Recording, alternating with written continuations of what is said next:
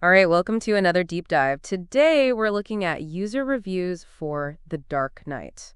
We asked you to send in your thoughts, and let me tell you, we were blown away. Yeah, I expected some serious Batman love, but these reviews go way deeper. It's like people are still processing the impact of this film years later. Totally. Like, right off the bat, the sheer number of perfect 10 ratings is incredible. And it's not just, hey, good movie. We're talking masterpiece, best ever, changed cinema kind of stuff. Work of art came up a lot too, and that really struck me. It's like people are saying this transcends the superhero genre. It's something more. Definitely. And that feeling that The Dark Knight is more than just a film, it becomes even clearer when you look at what people are saying about Heath Ledger's Joker. Oh yeah, for sure. That performance, it's legendary. People call it career-defining. Some say straight up the best movie character ever.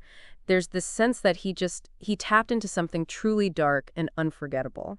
And you can't ignore the tragic context, the fact that Ledger passed away before the film even came out. It adds this whole other layer of, I don't know, almost a mythical quality to his performance. It's heartbreaking, absolutely, but it does make you think about, like, the power of that kind of fleeting brilliance. It's complex, but it definitely adds to the mystique. And it's interesting because beyond the Joker, what a lot of these reviews highlight is that The Dark Knight is so much more than just spectacle. It's not just action. It's got this real depth to it. Like, there's this one review that compares it to Shakespeare. Really? Yeah, talking about how Nolan elevates the whole superhero genre by weaving in these big ideas about chaos versus order, morality, what it actually means to be a hero. That's so true. He takes this comic book world and makes it a reflection on the human condition, but without sacrificing the excitement and suspense. Totally. So we've talked Joker, but what about Batman himself? Christian Bale's getting a ton of praise for how he brings both the physical and psychological intensity of the character to life. Yeah, you really feel the weight of the world on his shoulders, like the burden of being Batman. But there are some interesting critiques, too, like one reviewer who says Bale's gruff voice creates this emotional distance. What do you think about that? That's a good point. Is there a trade-off then between realism and like connecting with the audience emotionally? I guess that's up to each viewer to decide. For sure. Oh, and one more thing. A lot of people are highlighting the IMAX experience, how seeing it on that huge screen just elevates everything. Especially the Batmobile chase. One reviewer said it's like you're right there with Batman. Absolutely. It's all designed to be so immersive. But we got to be real. Not everyone loves this film. There are some dissenting voices in here, too. Oh, for sure. Even with all the praise, there are a few who just didn't connect with it. One called it overrated and too long, and another even said incoherent and boring. What strikes me, though, is that even the negative reviews are passionate. They're not just dismissing it. They're really engaging with the film, even if it's from a critical angle. Right, and that's important. Art, especially something as impactful as The Dark Knight, it's supposed to spark those conversations, even challenge our perspectives. It's not about everyone agreeing, it's about the depth of engagement. Reading through all these, one line from the film kept popping up, and it's pretty chilling. Some men just want to watch the world burn. It's so simple but so powerful, right? It really gets to the core of what makes the Joker such a terrifying villain. Yeah, it's not about money, power, revenge. It's just pure chaos. And I think that speaks to a fear we all have, somewhere deep down. That there are these forces of chaos in the world, these things we can't reason with or control. Totally. It's like staring into the abyss and seeing something staring back. No wonder Ledger's performance is so haunting. He makes that nihilism feel so real, so immediate. He's not some cartoon bad guy. He's like a force of nature. And it makes you question everything, right? Good and evil, sanity and madness, even what it means to be a hero. Exactly. And that's what takes The Dark Knight beyond just a superhero flick. It forces us to confront these uncomfortable truths about ourselves and the world we live in. One reviewer put it really well. They said the film is about the choices we make when faced with those truths. Batman chooses to fight for order, even if it costs him his own happiness. And the Joker? He chooses chaos. He revels in the destruction. It's this incredible moral complexity that keeps coming up in the reviews. People are drawn to the fact that there are no easy answers, no clear-cut good guys and bad guys. Yeah, even Harvey Dent, Gotham's White Knight. He falls prey to the darkness, too. His transformation into Two-Face, it adds another layer of tragedy. It's like the film is saying even the best of us can be corrupted, can break under pressure. And that makes Batman's commitment to justice even more powerful, wouldn't you say? Absolutely. He's constantly tempted by the darkness, but he chooses to resist it, to be that symbol of hope even when everything seems hopeless. I think that's what resonates with audiences, even people who aren't die-hard comic book fans.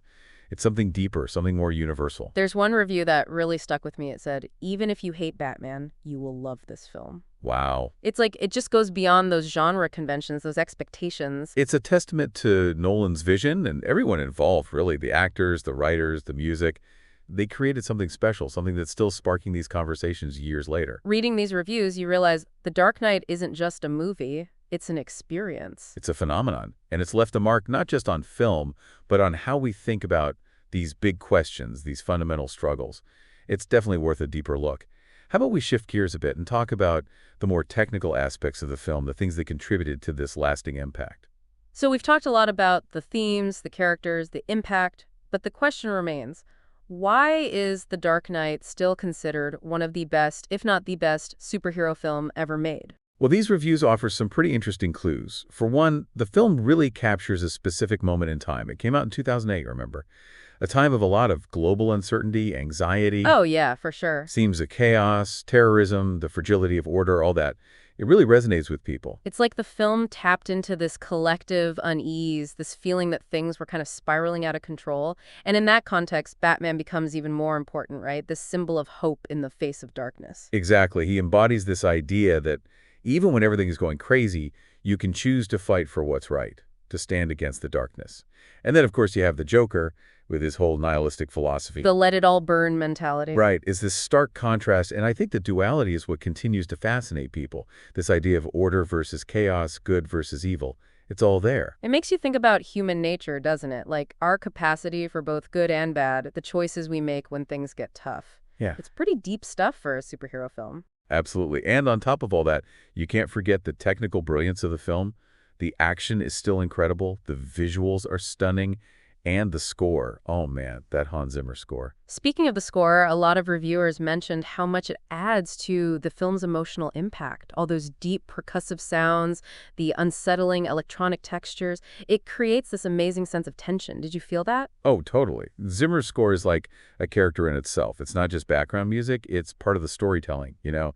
It adds this psychological depth that really gets under your skin. For sure. And of course, we can't wrap this up without mentioning Heath Ledger's performance one last time. It's truly iconic and something that'll be studied and debated for years to come. It's one of those performances that goes beyond the film itself. People are still talking about it, analyzing it, trying to figure out what made it so powerful. It makes you think about acting in a whole new way, doesn't it? Like the possibilities of what a performance can achieve.